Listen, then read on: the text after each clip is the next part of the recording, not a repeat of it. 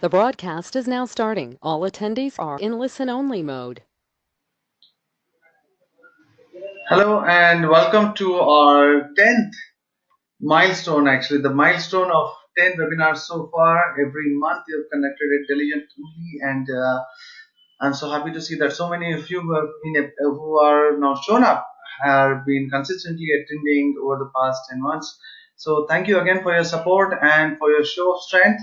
So today is what I'm covering is something very interesting, something very important, which I see many companies, many organizations running to close. So I thought let us have a good webinar on that. So with that, the topic: strategies for migrating from SSL and early TLS.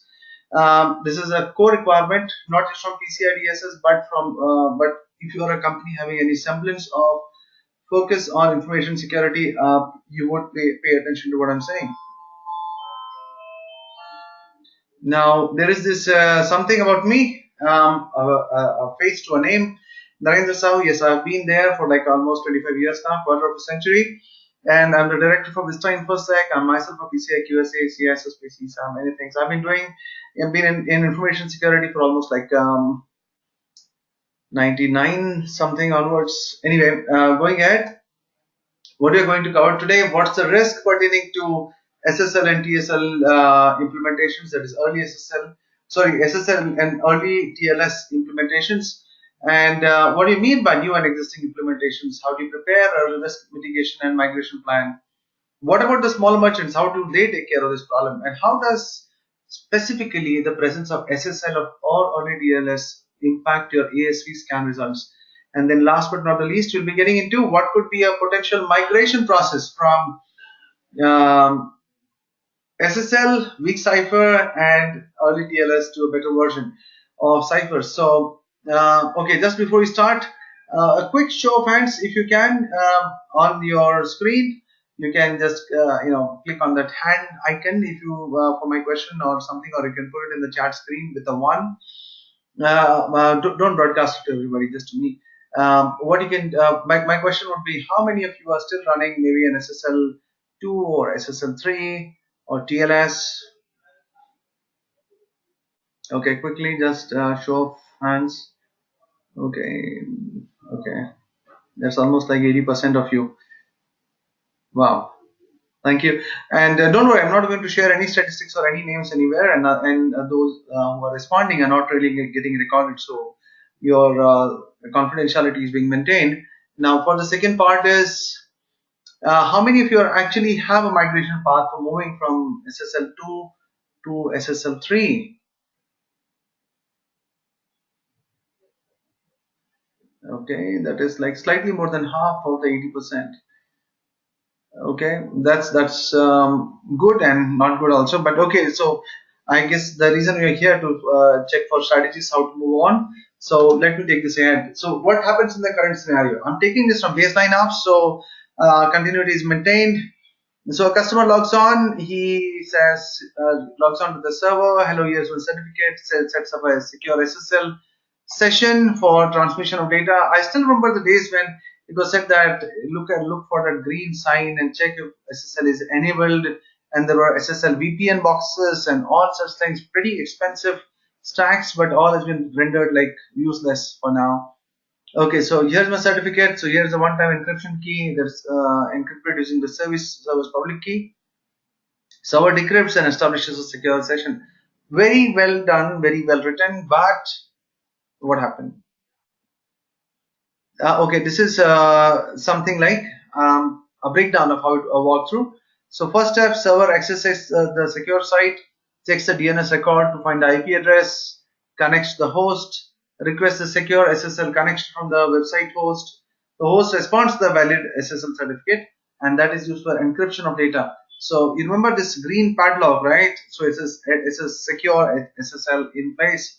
So what happened after that? Let us take a quick peek at history.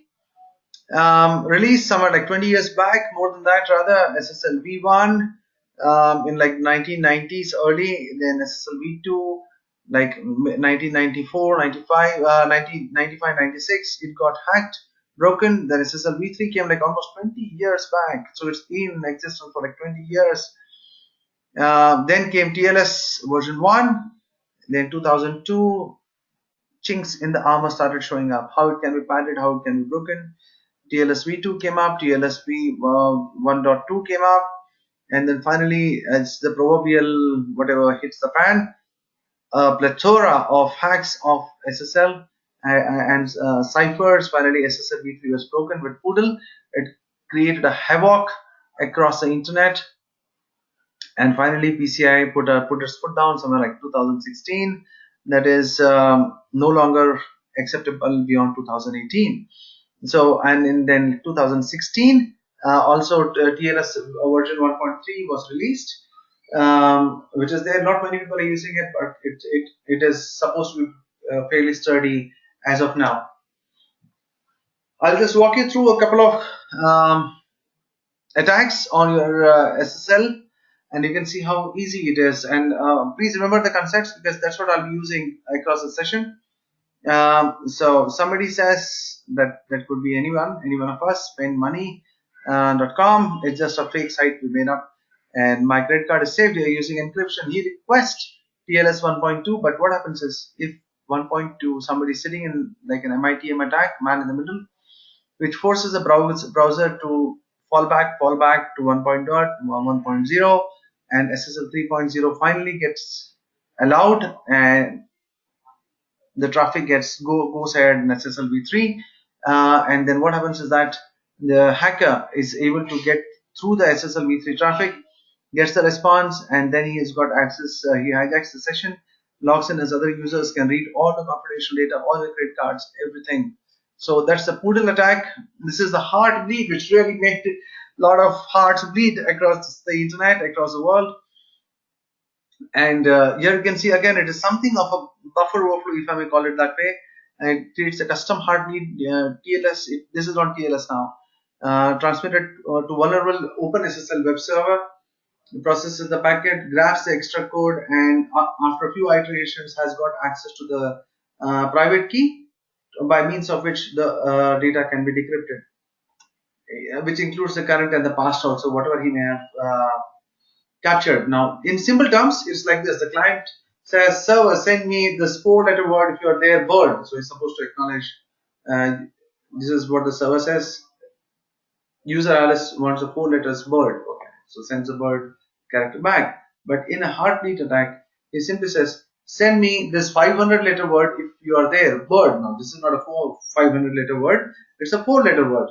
But here, instead of the server drawing the parameters around it or the boundaries around it, sends 4 characters bird from memory plus all the other characters after it, which can even contain the server's master key for decrypting the data.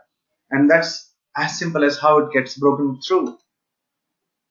And that opened up Pandora's box, an endless list of hacks.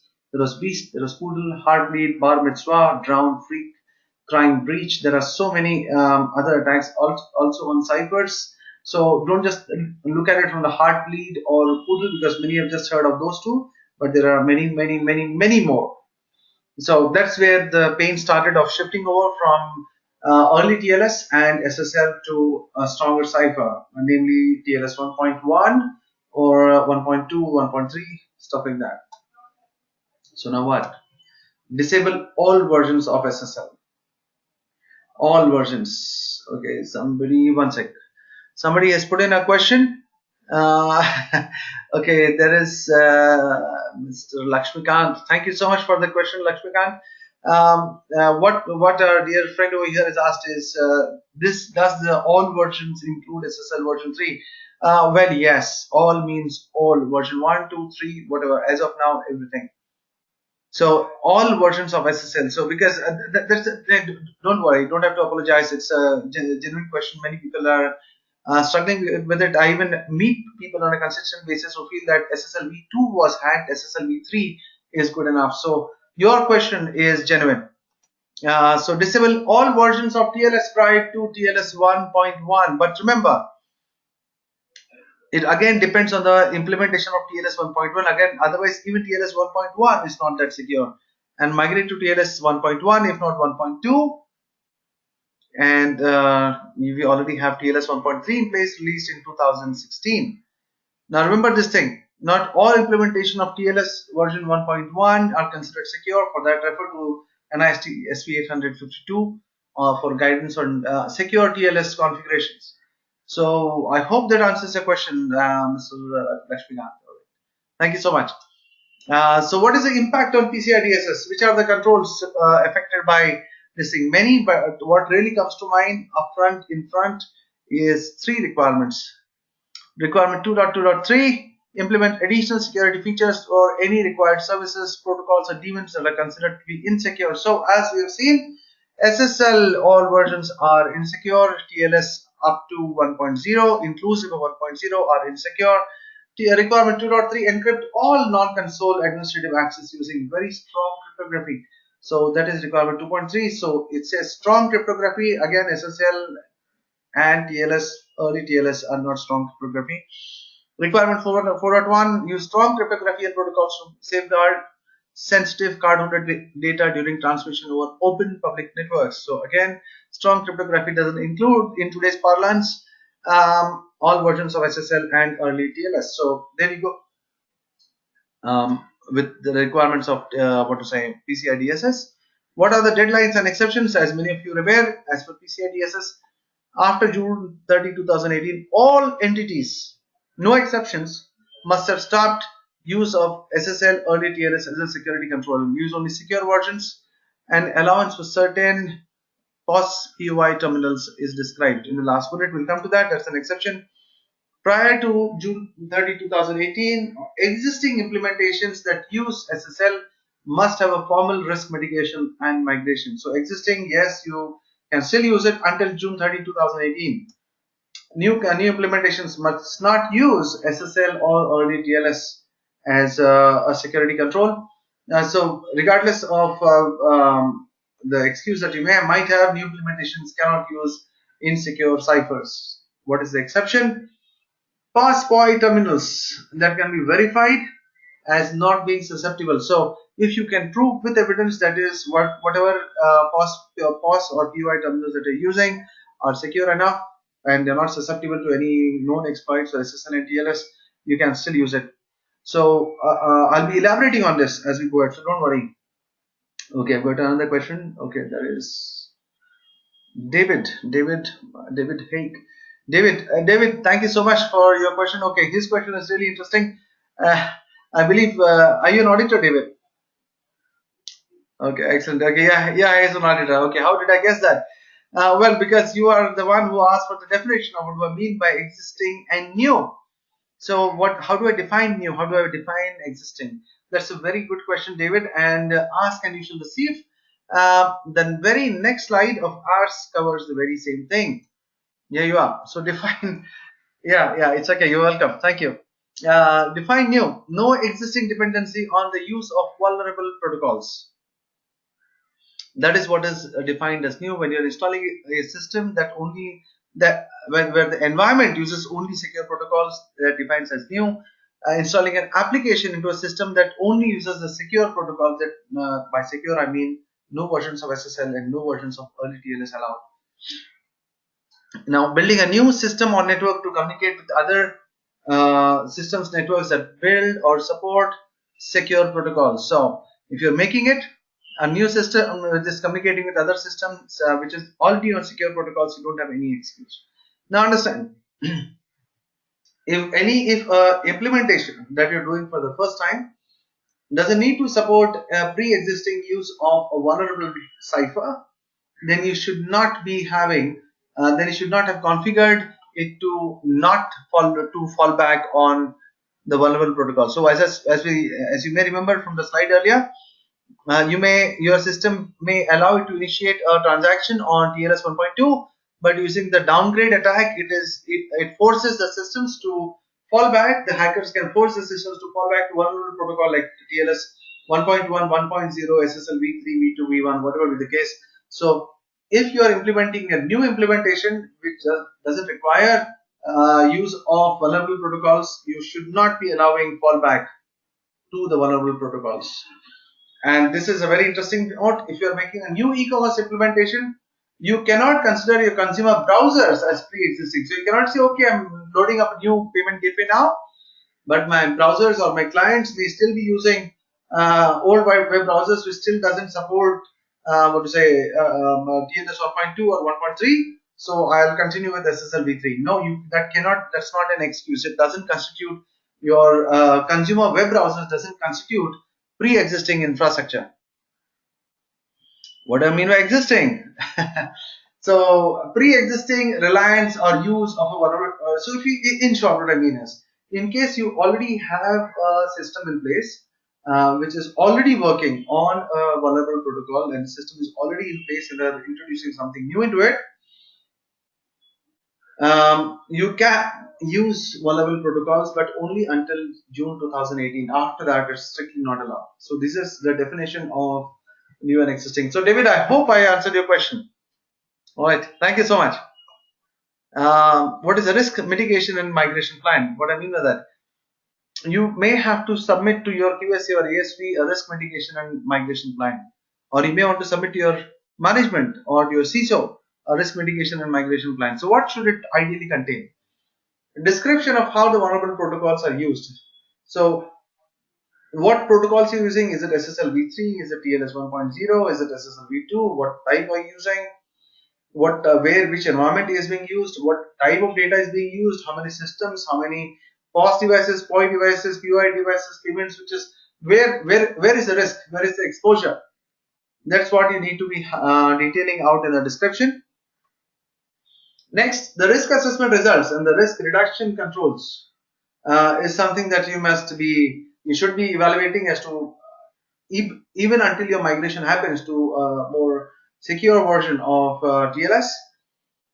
Discarding SSL and earlier versions of TLS, you will have to identify what are the mitigation measures so that your network doesn't get compromised in the intermediate time frame. Next is, what are the processes that are implemented to monitor for new vulnerabilities? Now you've already seen the vulnerabilities that are associated with SSL v3 and TLS 1.0 and even 1.1 to some extent.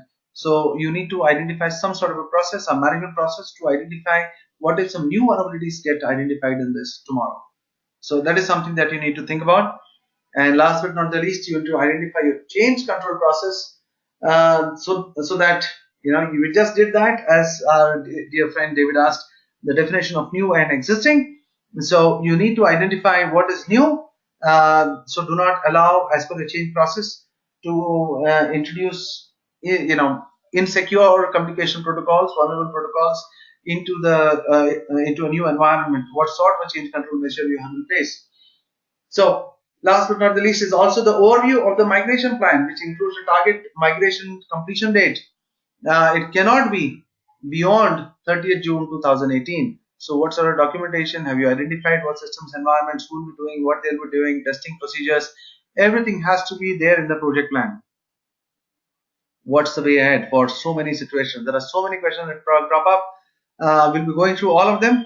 What are the risk mitigation controls? So I just mentioned, as you may remember, over here, that is description of over here, that is having some sort of a risk reduction control in place so that your environment in the intermediate time doesn't get compromised. So that is what we are going to look at now. That is what could be the potential risk mitigation controls. Minimize the attack surface as much as possible. So what I mean by that, so if you don't need it, don't use it, in short. So whatever servers and whatever routers, switches, firewalls, VPN boxes that do not need to have those vulnerable versions of SSL or TLS on them, remove it. Remove all sort of browsers, JavaScript where they are not needed on those critical systems where they are already enabled. Restrict the number of communications. So again, identify your clients that have no option but to connect on those weak protocols, and just restrict those functionalities only for them. Again, restrict. The whole point is restrict or control your attack surface area. restricting the number of communications using the vulnerable protocols by detecting and blocking requests to downgrade. See, all of the hacks that I've seen works on downgrading your you know your cipher version from TLS 1.2 to 1.1 to 1.0 to SSL v3. So ensure that no downgrade is possible to a lesser protocol version. Restricting use to specific entities by uh, ensuring that the firewalls only allow SSL and early TLS only from known host where you just have no choice. Have a better intrusion prevention system in place and have a very strong SIM system or incident management system to identify when something really goes wrong. Then what are the migration options? There we saw mitigation until you actually shift over or migrate to a better version of TLS and discard early SSL and early TLS. Migration options directly upgrade to the SSL from SSL and early TLS, encrypting data with very strong cryptography before sending. This is something that you can do, that is encrypt the data before it is even transmitted using SSL and early TLS. So if the database is encrypting, if the application is encrypting, and then it is getting again encrypted using SSL, even if that SSL gets hacked, you don't really have a problem. But if that is not possible, have a strong IPsec tunnel. IPsec tunnel which is not working on SSL, and then let that tunnel be tunneled through an SSL if required. And last but not the least, use a two-factor authentication. Again, it is an additional control. Don't take this as, okay, I'm not doing this first three, but I'll do the last one. No. Maybe combined with the above control to provide better authentication assurance. So this is not standalone. This is in addition to the top three. What about small merchant environments who don't really have the money or the tech background? How would they manage? They simply have to upgrade. There's not much to be done. In the firewall, block your SSL, check that all your application systems are up to date, and have some sort of a monitoring system if you can, for any sort of suspicious activity that there has been a man in the middle attack, which can flag you of some security issue on the network. What about POI terminals? Earlier, as you must have seen, I mentioned that POI terminals can, in some cases, go beyond June 30, 2018. Under what case? When it can be shown that the POI is not susceptible to the early known exploits. When it can be shown that the POI is not susceptible to the currently known exploit, that's what is required. Then secondly is, if it is susceptible to known exploits, that is some way it can be hacked, the environment POS terminal can be hacked or can be breached. So in that case, you have to commence migration immediately. So don't just think POS POI terminal, so I don't need to upgrade. Again, ask your QSA, that's the best thing. So again, I put it as a note, is only for currently susceptible to exploits based on current known risk. If there are some new exploits that are specifically made for the POS POI environment, then everything may get covered. But nothing as of now, but it may happen. So don't sleep on it. You may want to postpone it for some time, for a few days, months, whatever. But have a migration plan in place so that maybe 6 months, 1 year down the line, you have migrated everything to a TLS 1.2, 1.3. So that could be a good thing. That leads to the question, are POS and POI terminals less vulnerable?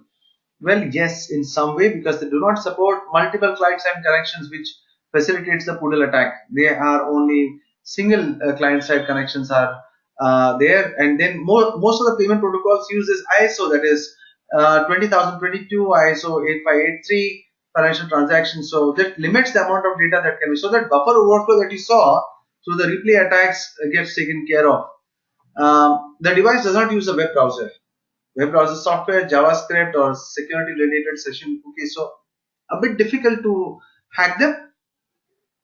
Again, it doesn't mean they are unhackable, but it is difficult. So they are kept out of the scope unless if you can prove that they are that your implementation is less vulnerable. What could be the impact of SSL if you're using SSL and early TLS on your ASV scan results? You will get a fail in your ASV scan results. So for that, you have to submit something called as a risk, an exception or a migration plan to your ASV, as we saw the structure earlier for the risk mitigation and migration plan. Submit it to your ASV. The ASV will file an exception and probably may issue a pass if it is happy with it. After June 30, 2018, entities that have not completely migrated will have to do that, and where it is not there, they'll have to show that the environment is safe enough and not susceptible to a hack attempt. And most importantly, it's not being used to protect confidentiality of the communication. So if you're tunneling or if you're doing data encryption prior to SSL, so that you're not really protecting the confidentiality because it's already secured enough.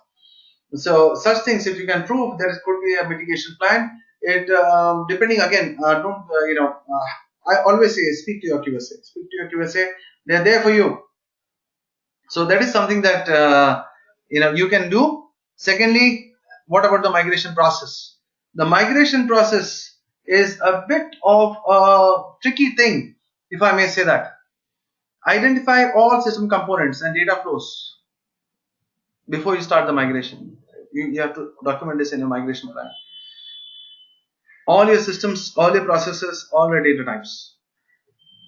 Now, again, you'll have to give a justification why you're using this weak protocol in the first place and where are the dependencies, internal and or external. Remove all instances of vulnerable protocol. It could be even the libraries will have to be removed. So not just that we stop using it, because we even do ASV scans, and I remember this particular client of ours, good company, a very security conscious company, and they were continuously getting the weak cipher ASV failed reports. But then when we went through it, we came to know that they were not using it for their links, but when the ASV scan was happening, because of the SSL library still existing on the system, the libraries were responding, and the scan was failing. So remember to remove all the libraries also. Put in the timelines, have a risk reduction control until the migration happens, perform the migration and follow the change control procedures to ensure that your business doesn't suffer.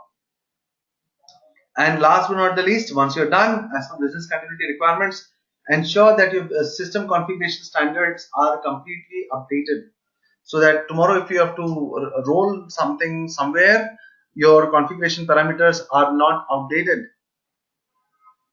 Okay, so that brings me to the end of my webinar, and this is the history of the past. We had very, very wonderful seminars and sessions that is happening, that had happened so far, and currently we were here, strategies for migration from early TLS and SSL. So, okay, what's happening is next month, because of Christmas time, we'll be having the next webinar not at the end of the month, but prior to it. So around December 21, before we break for holidays, that is using PCI DSS for GDPR compliance. I was wondering how we can wrap up PCI DSS and GDPR. This is going to be very interesting. So if you've got PCI DSS in place, GDPR is not really going to be that difficult for you. So how that can be done, we will be covering it in the next session. Stay there, be there with me, and I'm sorry, I have to wrap up very soon. It's like I've completed my 30 minutes.